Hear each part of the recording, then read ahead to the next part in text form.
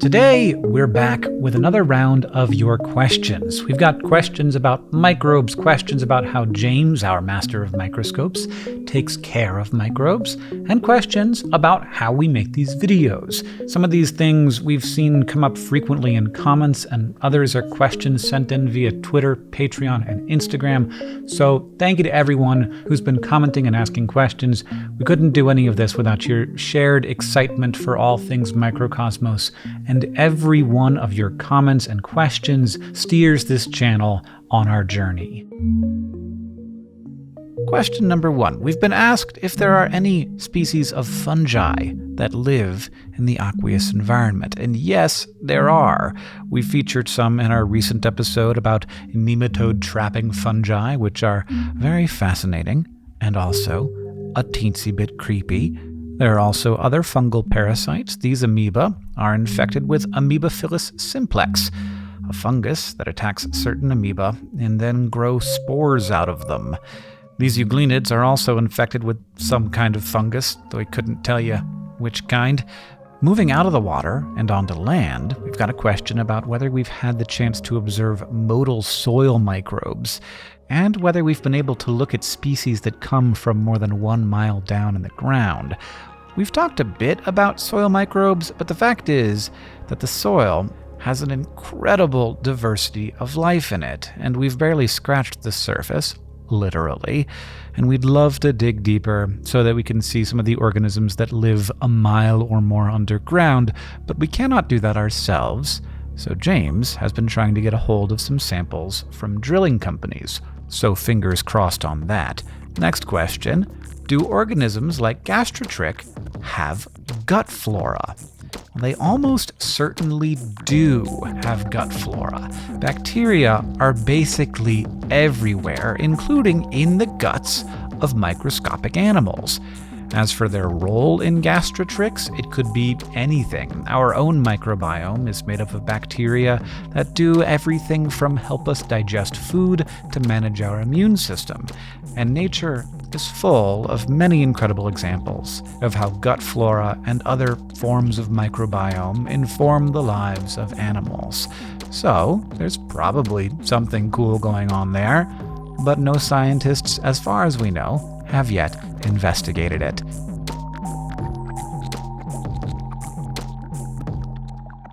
One of the most common questions we get is how to start your own journey to the microcosmos.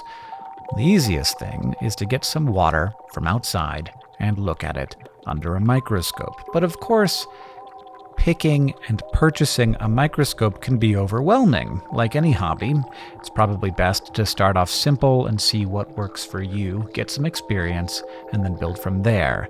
Also, we might be working on some things to help you narrow down your search in the future, but we can't talk about it yet. Of course, microscopes are only one part of the microcosmos experience. The other big thing are the microbes that you're going to look at with them. And we've gotten a few questions about how to best take care of our invisible friends for the long term. The key is to try to get samples that are on the larger size. Having a larger sample will make any environmental changes happen slower. It's like the difference between leaving a bottle of water out in the sun versus a whole pool of water. The bottle will get warmer faster.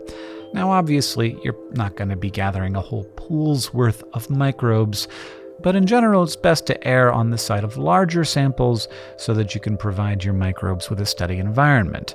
In addition, you'll also want to try and mimic as much of their original environment as possible, so collect leaves, sediment, and aquatic plants from wherever you're sampling to make your microbes feel at home. We also get a ton of questions about how to identify microbes. We've made an episode about just this very thing, but the crux of the whole discussion is that it's really a thing built on a lot of internet sleuthing and practice.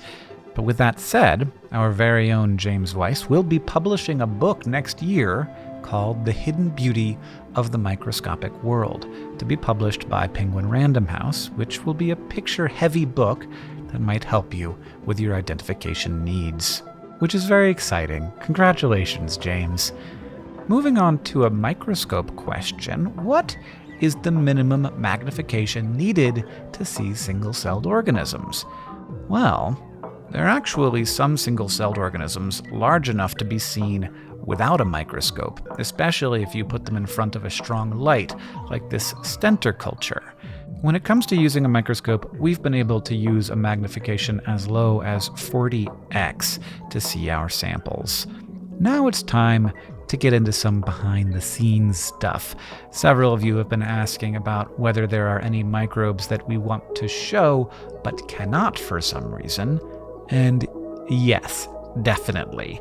Right now, we're hoping to find a super rare ciliate called Thysonomorpha, which has weird retractable tentacles.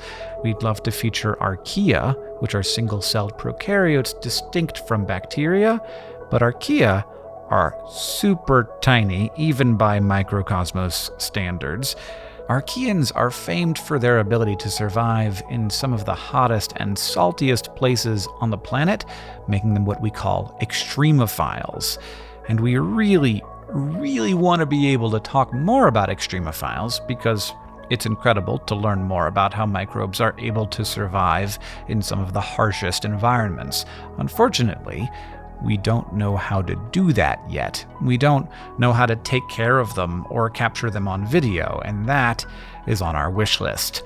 We also got a question wanting to know whether James has discovered something that's not just new to him, but new to science. And it turns out he has.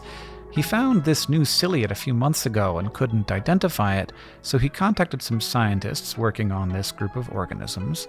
There are reports of similar species from the 1930s, but so far, no description matches what he's found.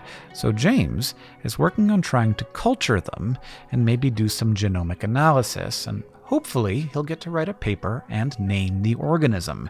If he gets to do that, we might even ask you all to pitch in some ideas. Someone else asked whether we worry about getting sick from some of the things we're working with, which is always a good question to ask because safety is an important thing to keep track of when you've got hundreds of containers full of microbes in your home.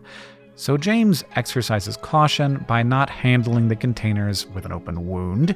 He also washes his hands after working with the microscope. The real challenge is making sure his cats are staying safe because cats, they're cats. So he's trained them to avoid his samples by blowing puffs of air on their face when they try to climb up on his table and his windowsills. These are the little bits of insight you get when you watch the questions videos. On to some more nitty-gritty. After we're done observing the organism on the slide, what do we do with them? Do we dispose of them or culture them?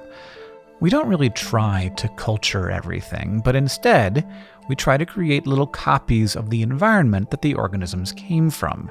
So when we're done checking a slide, everything either gets washed back into the sample container or into a pond aquarium.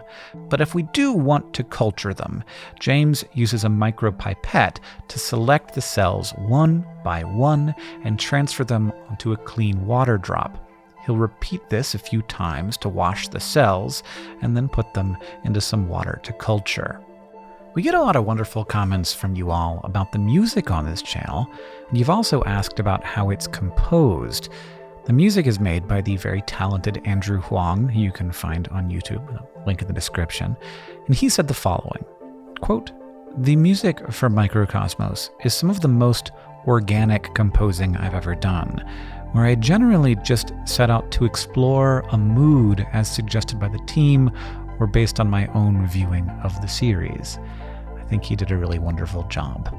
This question is from Andrew Taylor, who asked on YouTube, what motivated you to create this channel?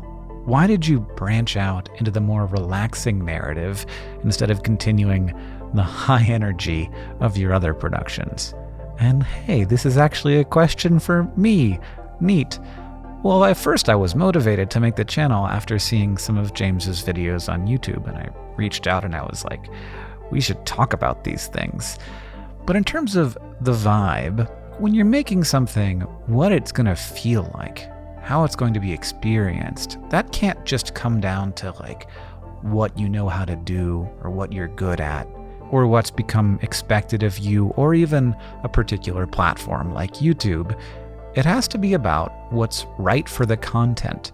And when I first saw James's videos, there was a vibe already there, so we just sort of followed that vibe. It was also a moment when I personally needed some opportunities, maybe to slow down a little bit sometimes. That has only felt more necessary to me in the years since we launched. So I was excited to make something a little more chill. And finally, from time to time, we receive comments asking us about money, maybe asking about our Patreon or sponsorships or YouTube ad revenue, but the questions mostly boil down to a curiosity about how the finances of a YouTube channel work. And I love talking about that stuff. Journey to the Microcosmos is produced by a larger company, Complexly, that makes SciShow and Crash Course and Eons and about a dozen other YouTube channels. And when we launch something new at that company, we invest money that we made from other things to try something in the hopes that the new thing will become self-sustaining. It will gain an audience, it will gain support, and it will be able to continue to exist. When those things aren't able to sustain their costs, that's when a show gets canceled. We can't make shows that cost more money to produce than they make. So what do we spend the money on? Several things. Our writer, Deboki, on Matt's editing and graphics and production, on Andrew's music, and of course, helping James continue his amazing work.